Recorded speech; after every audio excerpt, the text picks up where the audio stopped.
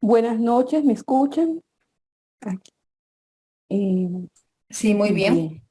Perfecto. Bueno, un placer estar nuevamente con todos ustedes después de un rato agradable de preámbulo que nos prepararon precisamente para la conferencia. En el día de hoy vamos a compartir un tema bien interesante que se llama despertar a la realidad. ¿Sí? A la realidad. Dirán algunos, ¿se despierta la realidad? Si ya yo estoy despierto. Realmente vamos a mirar en el día de hoy a qué nos está llamando el espíritu de Manuel Filomeno de Miranda, en el cual, en este capítulo, que lo vamos a encontrar en este libro Reencuentro con la Vida, nos está llamando. Recordemos que el espíritu de Manuel Filomeno de Miranda está orientado hacia las tareas desobsesivas, digamos, tanto en el aspecto preventivo como en el aspecto correctivo. Es decir, que lo que vamos a ver en el día de hoy, vamos a tocar ambos temas. Y como todos somos espíritus, tanto estemos encarnados como desencarnados, este tema nos atañe. Y empezamos sencillamente con las definiciones. El diccionario de la Real Lengua Española nos habla que despertar, la palabra despertar significa, en primera instancia, cortar o interrumpir el sueño. Cada vez que nosotros escuchamos primero la palabra despertar, enseguida pensamos en el contexto del sueño. Mas, sin embargo, tiene otros significados también. Por ejemplo, traer a la memoria algo que hemos olvidado. También hacer como acto que reflexionemos o recapacitemos. Igualmente hay una muy particular como es hacer que nazca en nosotros o se manifieste un deseo o un sentimiento. Y una también muy interesante que es suscitar, es decir, mover en nuestro interior a que nosotros reflexionemos, pensemos o hagamos algo que normalmente no hacemos. Por eso es que es la palabra tan interesante. Y cuando uno analiza mucho la doctrina espírita, toca mirar el significado de las palabras. Y muchas veces perdemos, digamos, que información si no hacemos, digamos, la tarea de mirar. Entonces aquí, cuando vamos aquí en este estudio, estas palabras, interrumpir, memoria, reflexión, recapacitación, nacimiento de sentimientos, hacer que nos movamos, van a tener, digamos, una gran incidencia. Y la otra palabra es realidad. Observamos aquí a la izquierda una serie de figuras que son verdaderas o falsas dependiendo de lo que nosotros miremos. Observamos esta, que es una figura geométrica, en donde cuando proyectamos una sombra, perdón, una luz, una sombra se va a generar. Puede ser un círculo o en este lado izquierdo un rectángulo. Y todas tres constituyen una verdad. Y esto que vemos aquí es que cada uno de nosotros va a ver la realidad dependiendo de lo que nosotros en el punto de, digamos, de mira o de óptica con que lo estemos viendo. Es decir, esta figura de la izquierda, aquí en esta, está mirando un 6 y esta en el 9. En la actualidad, toda la parte de tecnología toma estos conceptos que trabajamos en nuestro diario vivir y los lleva, los trata de materializar en máquinas. Y es así como aparece esta última figura acá en la esquina inferior izquierda, que es la realidad virtual, en donde nos ponemos una serie de gafas y, y se presentan ahí una serie digamos que de programas que incluso se ha detectado ayudan, de engañan, entre comillas, por usar un término que sea simple, engañan al cerebro haciendo que nuestro cuerpo genere, digamos, diferentes hormonas. Y aquí es donde entra la palabra realidad, que es la existencia real de algo, pero también está asociada con otra palabra que es bien interesante y que usamos bastante en la doctrina espírita, que es verdad, lo que ocurre verdaderamente. Y también nos habla de aquello que es efectivo o que tiene un valor práctico, en contraposición con lo fantástico o lo ilusorio. El espíritu de Ana Fuentes de Cardona tiene en este libro que se llama Reflexiones Espíritas, un capítulo que se llama Ilusiones y Realidades. Y ella allí nos esclarece y nos aterriza de que la realidad es una sola para todos los seres humanos. Una sola. Estamos aquí hablando de realidades tanto espirituales como materiales. Es una sola, pero que cada uno la percibe de diferente manera porque cada uno de nosotros está en diferentes niveles de evolución moral. Y por eso es que es importante tener esto presente.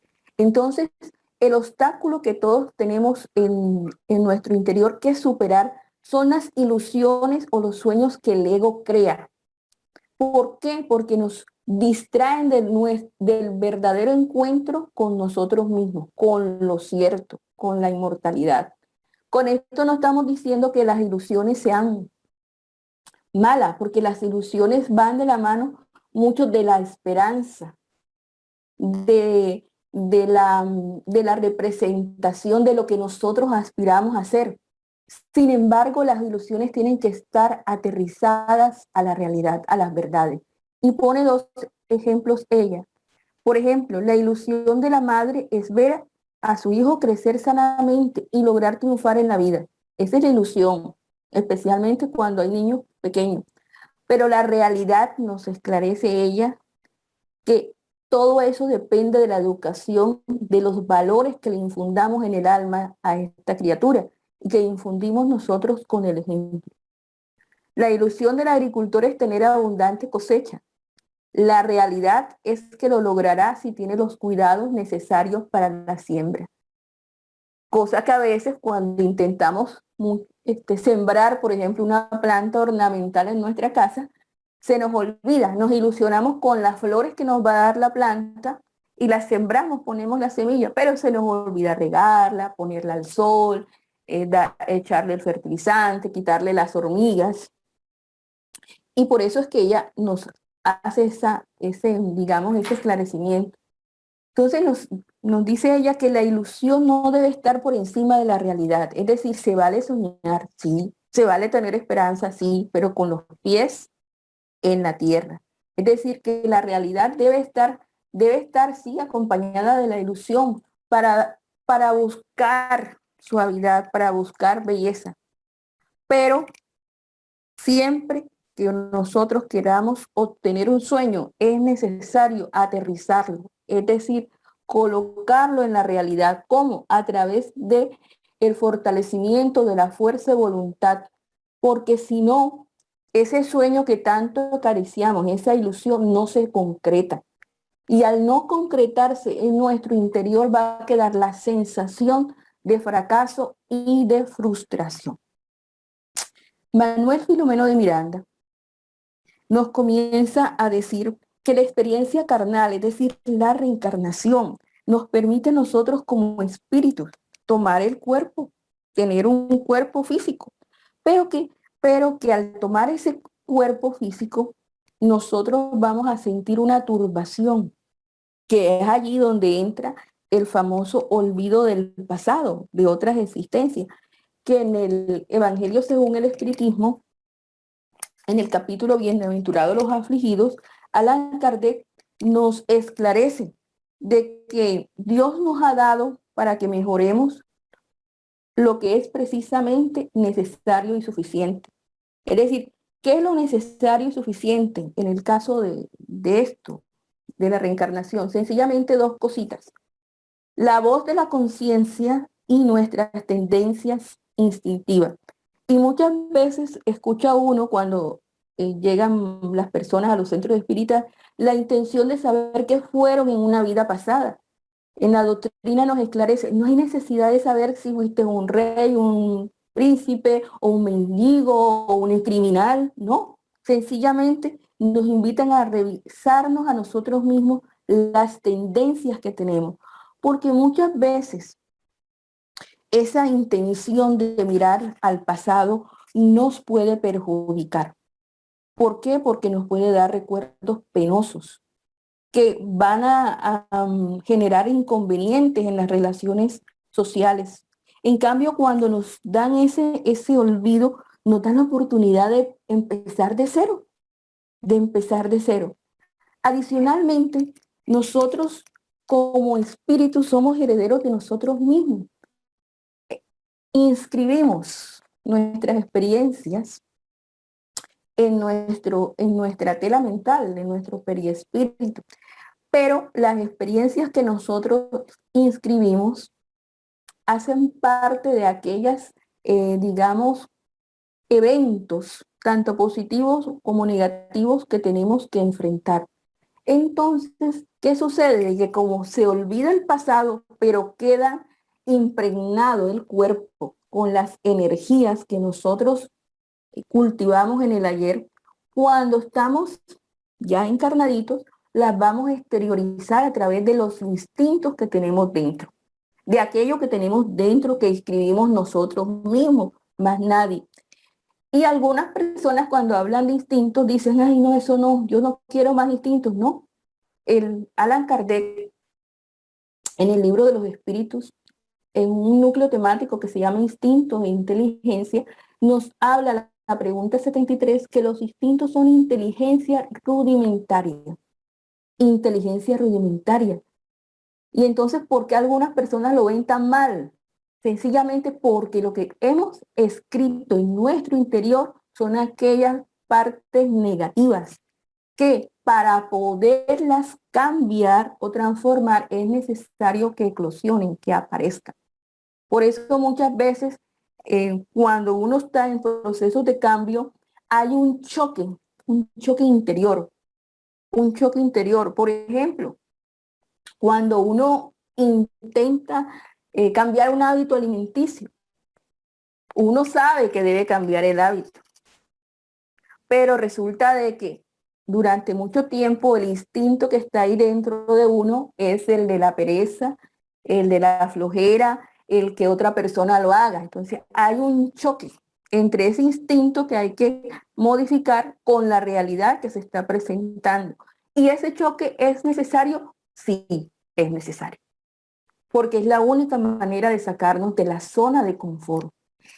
Y tomando este ejemplo, hay en nuestra vida actual varias necesidades que las miramos como imperfecciones, cuya raíz principal es el egoísmo, pero también la vemos con los miedos que tenemos, con la pereza, la vanidad, el orgullo, la ira, la crítica, porque resulta de que cuando nosotros reencarnamos, uno de los objetivos es mejorarnos a nosotros mismos. Dios, que es nuestro Padre, Madre, Creador, nos invita, nos desafía a conocerlo. ¿Cómo? Conociéndonos a nosotros mismos. Y ese proceso de autoconocimiento hace que sacamos primero todo aquello, digamos, que está pendiente, que está fuera de la ley divina, que hemos construido con fijaciones del ayer, pero que salen precisamente para esclarecernos. Entonces, debido a nuestro nivel evolutivo que cada uno de nosotros tiene, volvemos a sentir esos impulsos primarios de querer, por ejemplo, imponernos, de ser egoístas. ¿Y qué pasa? Que nosotros, muchos de nosotros comenzamos digamos, comprendimos la necesidad de cambiar, de alinearnos con la ley divina. Y resulta de que tenemos entre comillas, el conocimiento intelectual, pero de allí a la parte práctica hay digamos que un estancamiento, una perturbación. ¿Por qué está el estancamiento y la perturbación? Porque aparecen estas sensaciones que nosotros creíamos que habíamos superado, nada más con el conocimiento intelectual. Y resulta de que no es así. Cada vez que nosotros tengamos una sensación, es porque aún el trabajo no está completo. Lo empezamos, pero no lo hemos, digamos, con la disciplina necesaria trabajado. Entonces no lo recuerdan como las tareas pendientes, como las agendas ahora electrónicas, como si nos mandaran, para decirlo de una forma un poquito coloquial, nos mandaron un WhatsApp diciendo, Belén, tienes como tarea pendiente superar esta imperfección. No leí el WhatsApp o lo leí y aparecieron los dos chulitos azules, pero me hice la loca. Ah, bueno, entonces ahora viene una situación real que me mueve, que me ayuda a perturbar para incitarme al cambio, para que haya una desvinculación, porque para poder superar esto hay que desvincularnos de aquello que lo origina. ¿Y cómo generamos nosotros digamos, estos eventos? Sencillamente comienza con lo que nosotros pensamos. Tan sencillo como eso, el pensamiento, que muchas veces nosotros enfocamos a la parte de la parte material, que muchas veces lo miramos en la parte sensual. ¿Qué pasa con esos pensamientos cuando nos enfocamos solamente en esas ideas? Creamos una perturbación, una niebla constante en nuestro interior que nos impide el buen uso de la conciencia. Es decir, el discernimiento se bloquea y al bloquearse se carga de energía. Todo pensamiento que nosotros emitimos tiene energía de diferente tenor espiritual, de diferente tenor. Y como es energía, va a afinizarse, conectarse, va a encontrar una respuesta con aquellos que son semejantes a nosotros. Cuando los pensamientos son buenos, por supuesto, vamos a encontrar a los guías, a los buenos espíritus, pero cuando no, vamos a encontrar tanto hermanos encarnados como desencarnados iguales a nosotros. Entonces, es importante mirar qué es lo que estamos pensando, qué energía estamos emitiendo, porque en los campos mentales nosotros vamos elaborando ideas, nos vamos vinculando y resulta que esas ideas que nosotros creemos o creíamos antes que eran sencillamente, solamente se quedaban en nosotros, resulta de que no es así. Nosotros cada vez que pensamos les vamos dando vida, vamos creando. Y si estamos enfocados a cuestiones inadecuadas, vamos a crear formas, pensamientos groseras. Y entre más uno piensa en algo, más vida le da, que es una digamos que una de las herramientas que muchas veces a través de la visualización se utiliza. Son herramientas neutras, depende de lo que nosotros tengamos, de nuestra intención, hacia donde se enfoca. Entonces, si son cuestiones groseras, las tarde o temprano las vamos a convertir en necesidades. Entonces, ¿a qué nos están invitando aquí? A que no es que no las pensemos, porque resulta que pasa algo. Todavía nosotros no hemos creado el hábito, el buen hábito. Entonces van a salir primero todo lo malo, como si saliera primero todo lo malo, porque es necesario un vaciado mental, una limpieza. Imaginen su mente como un cuarto eh, bien desordenado, sucio,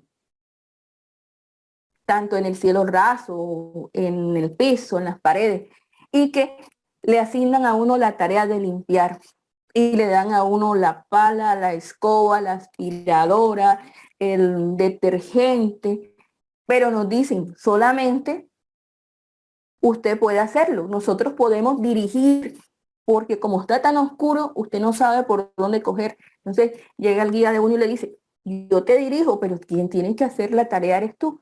Y uno comienza. Y claro, cuando uno va a hacer el aseo, uno necesita primero despejar el camino para ir sacando, digamos que lo más profundo. A eso es lo que nos están invitando, que cuando haya tipos de pensamientos inadecuados, listo, lo detecté, ándale, Dios mío, gracias por mostrarme que todavía me falta. Lo recojo y lo cambio, pero no me quedo allí, no me quedo en la sensación de culpa ni de autoflagelación con que a veces permanecemos, ni con el fallo, no, qué bien, una oportunidad, me bajaron mi orgullo, lo haré mejor la próxima vez. ¿Por qué? Porque nosotros somos espíritus pensantes. Los que estamos aquí estamos encarnados, pero también en estas charlas están los hermanos desencarnados, que por supuesto el guía de la tarea les está explicando y hasta en mejores condiciones que lo que estamos haciendo aquí. Nos recuerdan que el espíritu es el que piensa y siente, que tenemos un cuerpo periespiritual, semimaterial, que es el intermediario entre el espíritu y el cuerpo. Y resulta que nosotros cuando pensamos y sentimos como espíritu lo transmitimos al periespíritu y el periespíritu es quien lo proyecta al cuerpo. Luego el cuerpo es el que actúa y a la inversa, el cuerpo, perdón, recibe los estímulos externos, los transmite el periespíritu y luego el espíritu siente. Entonces, cada vez que nosotros generamos una idea, vamos poniendo en nuestro periespíritu, que es lo que nos vamos a llevar cuando regresemos al plano espiritual, aquellas energías que pueden ser buenas o tóxicas. Y tóxico es de bajo tenor vibratorio.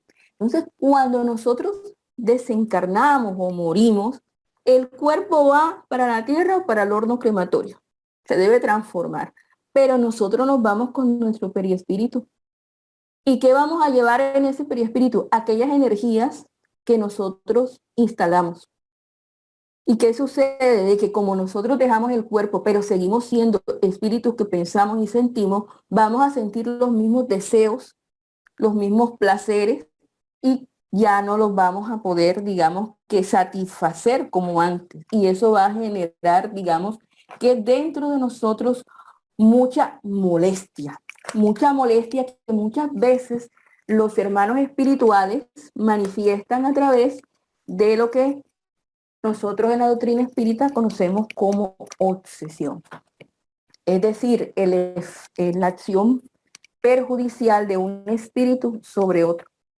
Entonces, aquí es donde nosotros tenemos la oportunidad tanto de sanar o como de empeorar. Y hoy nos estaban, digamos que, llamando la atención desde la lectura de ambientación, en donde nos pedían que comprendiéramos las responsabilidades, que examinemos nuestros deseos más íntimos para ver qué es lo que nosotros estamos dando, no solamente hacia el exterior, sino hacia nuestro interior. Cuando nosotros hacemos cargas de energías tóxicas, vamos a nivel periespiritual a generar desórdenes. Imagínense un aparato eléctrico. Cuando hay una interferencia, hay un daño a la máquina. Así sucede también en el periespíritu. Hay falso contacto, no hay conexión. Y como el periespíritu es el órgano modelador en las reencarnaciones, ¿qué sucede? Que cuando nos piden reencarnar, como está nuestro periespíritu desequilibrado, desbalanceado, nosotros vamos a imprimirle al cuerpo físico que nos asignen los disturbios de conducta a nivel psicológico y a nivel físico que hayamos almacenado. Por eso es que muchas veces hay disturbios de variado orden que no se pueden corregir, digamos que con tratamientos médicos normales, porque se nos olvida de que la causa principal radica en nuestra conducta mental y moral como pacientes. Entonces podemos presentarnos como esta imagen de la derecha, en donde el hombre está sonriente ante los demás, pero por dentro está como un niño asustado, encerrado, o como esta mujer hermosa, pero por dentro también un mar de problemas, de neurosis. Ambas, las causas son en el espíritu, en la conducta mental y moral del paciente que se instaló desde vidas anteriores y que ahora aparece, que ahora eclosiona, y aparece y eclosiona porque es el momento de mejorar, de cambiar, de solucionar. Entonces, cuando nosotros desencarnamos, vamos a llevarnos exactamente lo que hemos hecho. Esa es nuestra, digamos que nuestro pasaporte o nuestro boleto que va a indicar con qué mundo nos vamos a afinizar en el plano espiritual. Y aquí en la doctrina espírita vamos a tomar un ejemplo. En el libro Nuestro Hogar tenemos, digamos, que este personaje que se llama André Luis, que en vida fue un médico muy bueno, que pasa al plano espiritual y en el plano espiritual se lleva muchas sorpresas. La primera sorpresa de él es verse en una zona umbralina, que recordemos que no es una zona física, sino en donde por afinidad mental se reúnen, se aglutinan aquellas personas que que no lograron, digamos, que obtener construcciones mentales adecuadas y quedan vibrando, digamos, que bajo. ¿Qué le sucedió a André Luis? Que él durante en vida, a pesar de que ejerció su profesión de médico, que fue padre, que fue un colega, que atendió muchos enfermos, también por ignorancia afectó su salud física.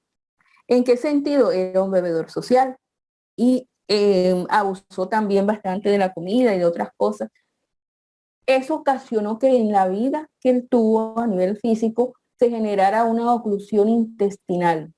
Y resulta que la oclusión intestinal no estaba dentro de las enfermedades, digamos que programadas para que él sufriera, quitándose o convirtiéndose en un suicida indirecto.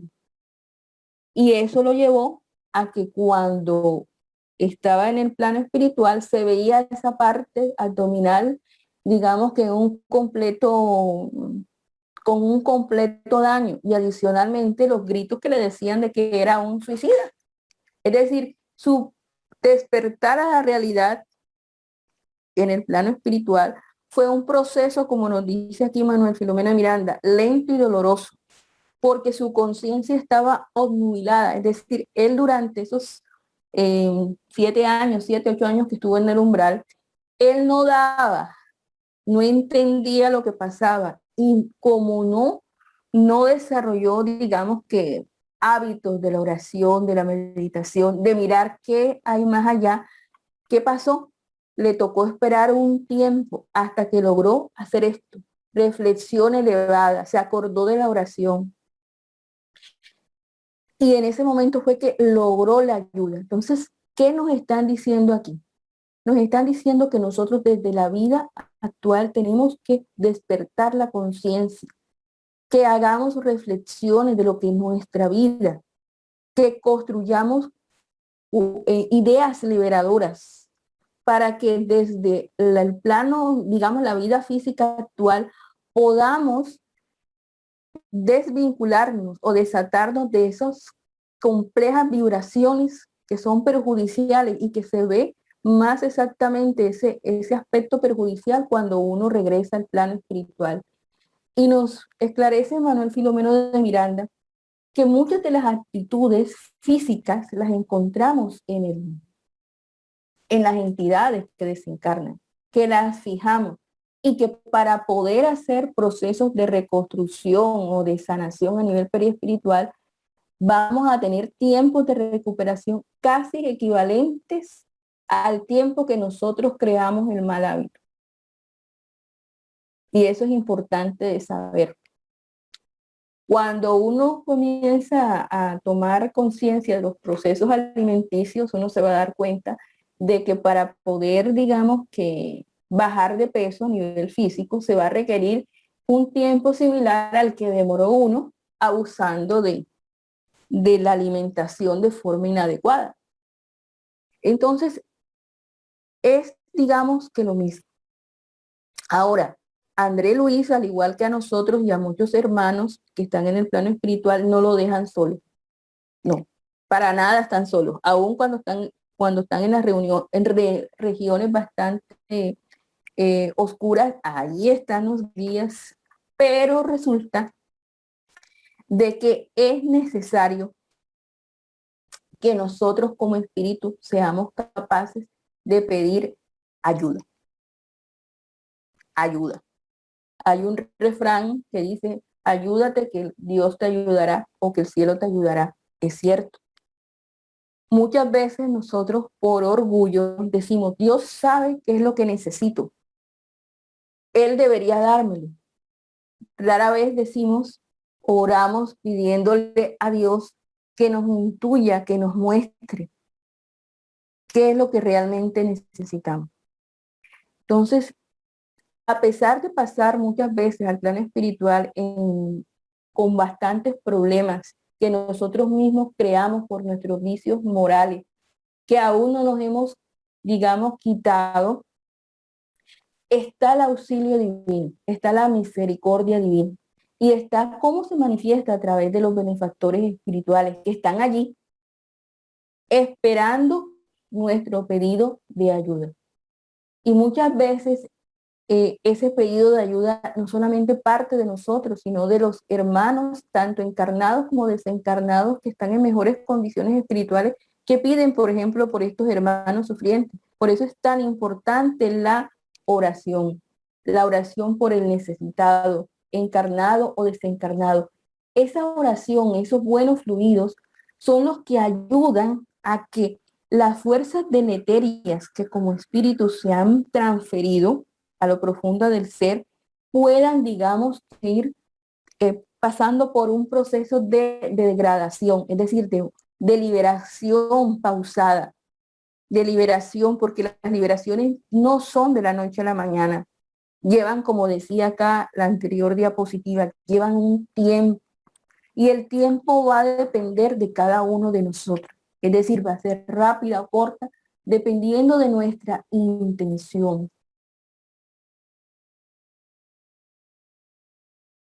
En el pasado, muchas veces la mediunidad fue perseguida. En el pasado la mediunidad fue también mal encarada.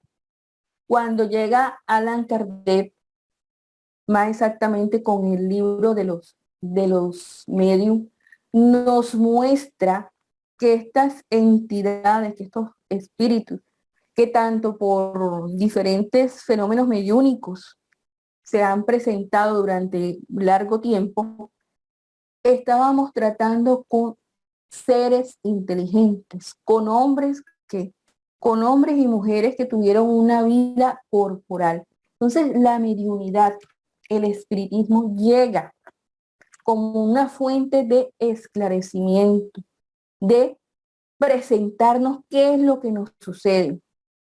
Y nos damos cuenta aquí de la necesidad de la solidaridad, de la fraternidad.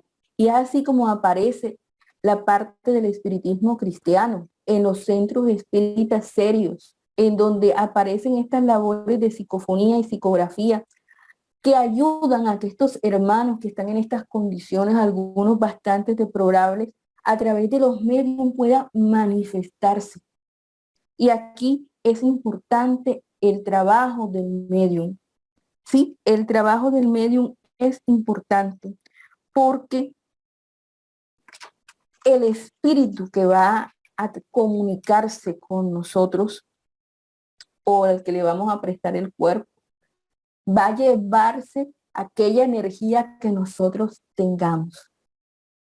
Y a todos nos gusta, a todos los que estamos aquí nos gusta recibir las energías benéficas. ¿Quién no se muere por un pase, por un agua magnetizada o fluidificada? Todos. Y nos encanta cuando la recibimos. Ahora, ¿qué nos enseña la doctrina espírita? A prepararnos desde el punto de vista intelectual, pero especialmente desde el punto de vista moral, para donar con cariño, como estamos haciendo ahora nosotros, aquellas energías que puedan auxiliar a estos hermanos necesitados. En estos momentos, ninguno está ejerciendo mediunidad, pero sí estamos donando. Estamos donando los buenos fluidos, como decía la oración de inicio, aquellos hermanos necesitados, con poner atención, con dar en estos momentos, así sea una pequeña molécula de luz, pero con mucho amor estamos contribuyendo para que alguien, quién sabe si un ser querido, pueda recibir, digamos que este beneficio que nosotros tengamos. Entonces, la doctrina espírita llega a tocar, a recordarnos que estos hermanos que se comunican son seres sintientes como nosotros, que necesitan del cariño, de la ternura, que necesitan expresarse, pero también necesitan escuchar. necesitan recibir adoctrinamiento, porque ese adoctrinamiento, ese esclarecimiento es lo que los ayuda a tener, digamos que, armonía interior. Y vemos esto, que en la actualidad, a través de algunos hermanos que no son espíritas, aclaramos, no son espíritas, otra vez la mediunidad comienza, digamos que a manifestarse.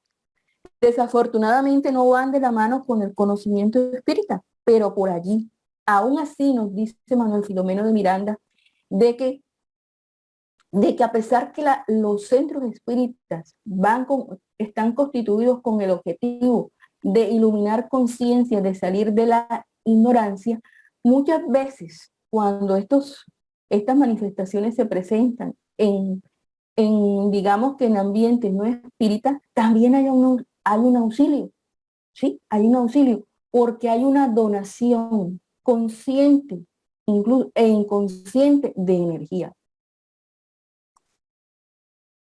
En ese intercambio de energía, ¿qué es lo que pasa en una sesión mediúnica? ¿Qué es lo que pasa en estos momentos que estamos intercambiando energía? Vamos a ir donando, vamos a ayudar a disminuir los tóxicos de muchos hermanos que se presentan. Y vemos estas imágenes. Cuando la reunión es seria, se genera este circuito electromagnético.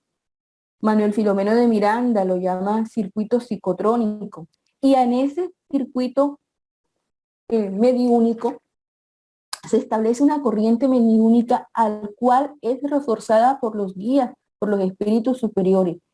Y son atraídos aquellos hermanos necesitados que los guías consideren que ya están en condiciones de manifestarse. Y aparecen y los ayudan, como vemos aquí en esta imagen que está en la esquina inferior izquierda, los ayudan a acercarse al medium para que ese intercambio de energía que da el medium, que dona el medium, lo pueda ayudar a este despertar, a este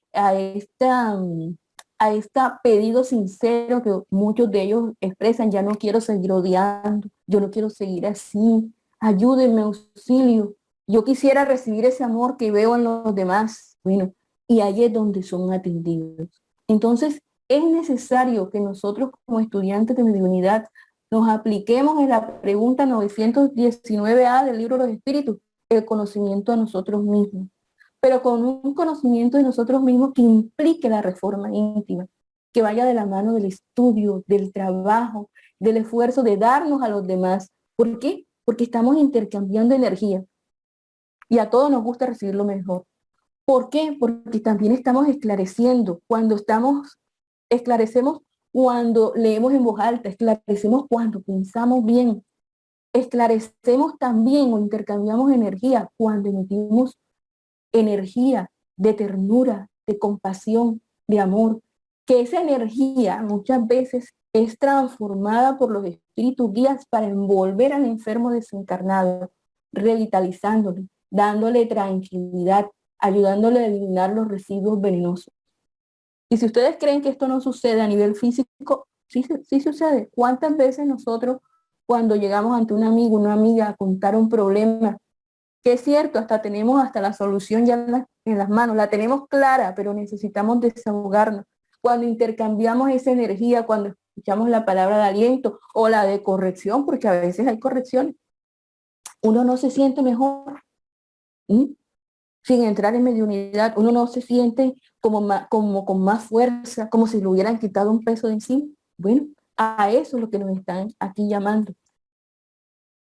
Entonces, nos dice Manuel Filomeno de Miranda que mientras que los hermanos espirituales están escuchando nuevas orientaciones, hay un proceso de diálogo. Aquí vemos en la izquierda una figura de atención fraterna, en donde vemos aquí la persona encargada de la atención fraterna hablando con una persona encarnada, y esta persona va con el hermano que la está perturbando, que también es un enfermo. Es curioso. Aquí hay una fraternidad a veces inconsciente. Entonces, cuando se les da la oportunidad de exponer los conflictos, de expresar las falsas necesidades, hay una catarsis, Y la palabra catarsis tiene una definición bien curiosa. Catarsis es la expulsión momentánea o provocada de lo que tenemos dentro. Y esa expulsión hace que haya una liberación de la opresión emocional que nos genera sufrimiento y nos ayuda a liberarnos de esa opresión, a mirar las cosas desde otros puntos de vista, desde otra perspectiva. Y aquello que nos parecía imposible, lo vemos posible. En los hermanos desencarnados ocurre de que aquello que les atormentaba comienza a degradarse, comienza a percibir emociones olvidadas y renovadas que le dan paz y tranquilidad. Hasta los espíritus más endurecidos, cuando les hablan con amor, se acuerdan de alguna persona, ya sea en la vida actual o en la vida anterior, que les habló con cariño, que les quedó impregnado en el perispíritu ese amor, esa ternura, y que en el momento justo, que es cuando aparecen o se manifiestan, vuelve esa energía a potenciarse y los ayuda. Y los ayuda. Entonces, Manuel Filomeno nos dice que nosotros como espíritus somos inmortales y que cuando nosotros reconocemos esa inmortalidad, ya sea que estemos en el plano físico o estemos en el plano espiritual, y nos damos cuenta de la necesidad de cambiar y nos damos cuenta que se produce en nosotros una alegría interior, que no es fácil de definir o de contar en términos, digamos que conocidos nuestros, pero que nosotros los que estamos encarnados al hacer el símil con el diálogo fraterno que tenemos con nuestros amigos, con nuestros familiares, digamos que nos hace, digamos que percibir parte de lo que eso sería. Entonces, cuando el cuerpo queda digamos que en la parte física, el espíritu se lleva aquellas fijaciones que teníamos. Pero que esas fijaciones, cuando son negativos, hay que desintegrarlas para podernos liberar. ¿Y cómo se hace eso? Sencillamente a través del cambio de hábitos. ¿En dónde? En el pensamiento. ¿Cómo se fijan las nuevas experiencias? En el pensamiento. ¿Cómo se forma una obsesión? En el pensamiento. ¿Cómo se libera una obsesión? En el pensamiento. Allí, esa es la raíz. Por eso es que apuntan tanto. En el pensamiento nosotros vamos escogiendo el nivel vibratorio que nos pueda ayudar a recuperar, ayudándonos a elevarnos, ya sea que estemos encarnados o desencarnados, hacia regiones en donde predomina el trabajo, la armonía, en donde se siente, en donde se toca. Muchas veces en el sueño nosotros nos levantamos con alegría porque de pronto soñamos con un paisaje hermoso y sentimos que los problemas siguen estando allí porque van a seguir estando mientras no los solucionemos, pero ya los vemos con menos, digamos que con menos aprehensión, los vemos como oportunidades. Eso ocurre. Eso nos ocurre a nosotros y le ocurre también a los desencarnados. En la actualidad, nosotros tenemos en las terapias psicológicas, psiquiatras, mucho de esto que estamos hablando, porque el espíritu es uno solo, lo único que cambia es de vestidura, de cuerpo. Y por ejemplo, están estos diálogos que a veces son como que constrictivos porque hacen preguntas. Vemos algunos ejemplos, por ejemplo, esta muñequita que dice que en mi próxima vida voy a ser más paciente y menos impulsiva, y le cuestiona, ¿y por qué no empiezas en esta? O este otro, no aguanto más, no puedo con todo, y le cuestionan, ¿y por qué tendrías que poder? Ya no sé qué pensar, y sale una puntillita. Quizás llegó el momento de hacer. ¿Qué puedo tomar para no estar tan angustiado? Algo que nos sucede en la actualidad. Y contestan con una palabra demoledora: decisiones. En las relaciones de pareja, tanto de hombres o mujeres, creo que me engaña, pero no puedo perderla. Es una mujer increíble. Y le preguntan a uno así, ¿no será que es hora de buscar una creíble? Otro aquí, ya no sé qué quiere de mí. Y le dicen, no, pero es que lo importante es qué es lo que tú quieres. ¿Por qué? Porque estas preguntas, estas situaciones de la vida diaria lo que buscan es despertarnos. ¿En qué sentido? En despertarnos a nosotros mismos, a autoeducarnos moralmente. Estas preguntas, estos cuestionamientos, estas pruebas que estamos viviendo, hacen parte de esas técnicas especiales que nos dan para anular las fuerzas groseras que hemos alimentado en nuestras emociones desde vidas anteriores y que ahora llegan como un terremoto a movernos, a sacarnos de la zona de confort. ¿Por qué? Porque muchas veces estamos enfermos y no nos hemos dado cuenta.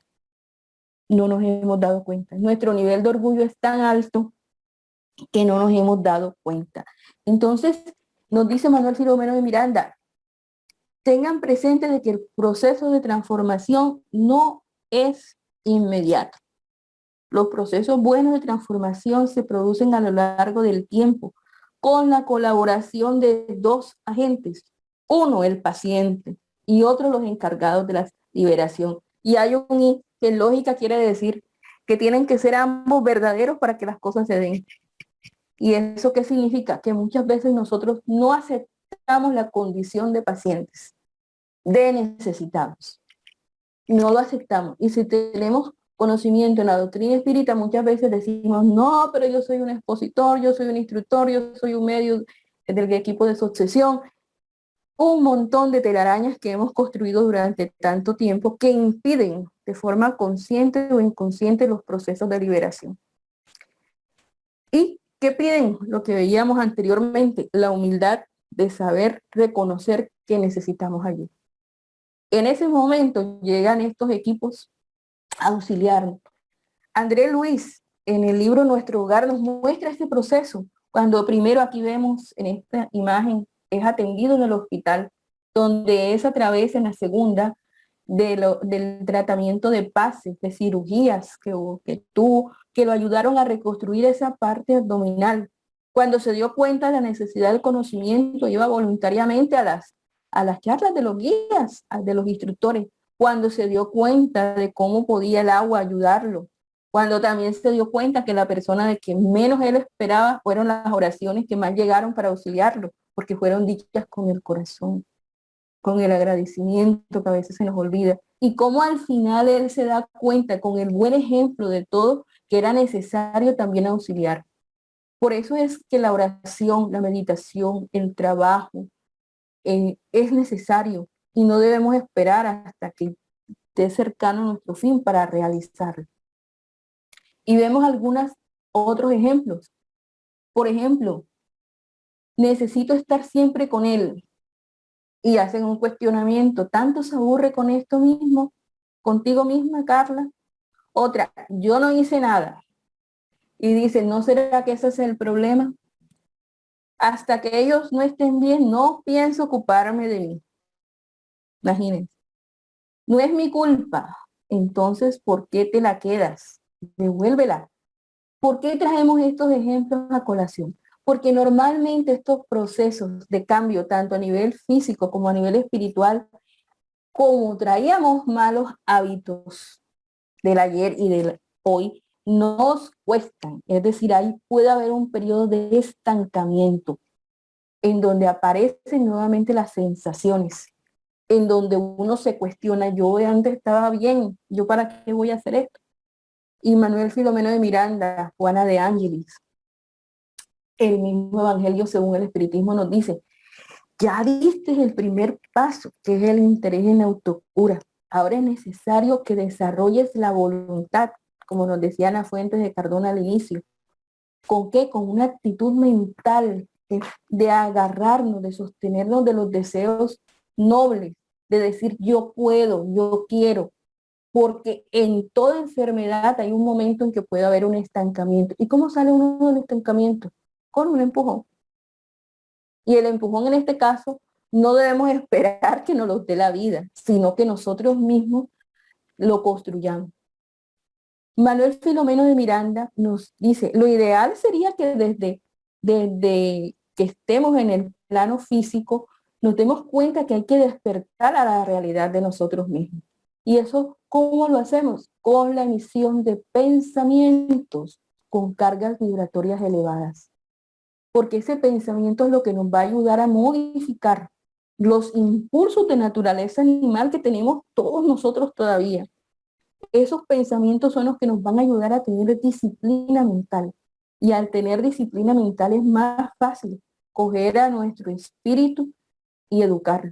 De transformar, como nos dice Juana de Ángeles en toda su obra psicológica, la parte sombra de imperfección que todos tenemos, transformarlas en emociones de amor, de fraternidad, de educación y de paz. Hacer este cambio de mente cerrada que vemos a la derecha a mente abierta, de no estar lamentándolo, las cosas que nos pasan, sino tomarlas como un aprendizaje, de no decir tanto que es imposible, sino de ir a hacer el esfuerzo de resolver y de pedir ayuda, de no estancarnos, sino de seguir adelante, de no sufrir por el que dirán, pero sí aceptar la retroalimentación de aquello en donde estamos fallando, de no dejar que nos maneje el miedo, sino administrarlo. Sí, porque el miedo es es una emoción primaria. Vamos a demorar bastante tiempo en superarla, pero podemos administrarla hasta que sin darnos cuenta nos vayamos superando y a no dejarnos manejar del enojo, de la desesperación, sino buscar el equilibrio. Y la doctrina espírita nos ofrece en el Evangelio, según el espiritismo, el tratado de psicología perfecto. Cuando uno lo analiza, está todo de una forma tan clara, tan sencilla, pero nos hemos acostumbrado a lo complejo, a lo lleno de títulos, de cuestiones intelectuales, que nos parece a veces como que fuera tan fácil, que fuera tan disponible para todos. Y es así, debe ser disponible para todos.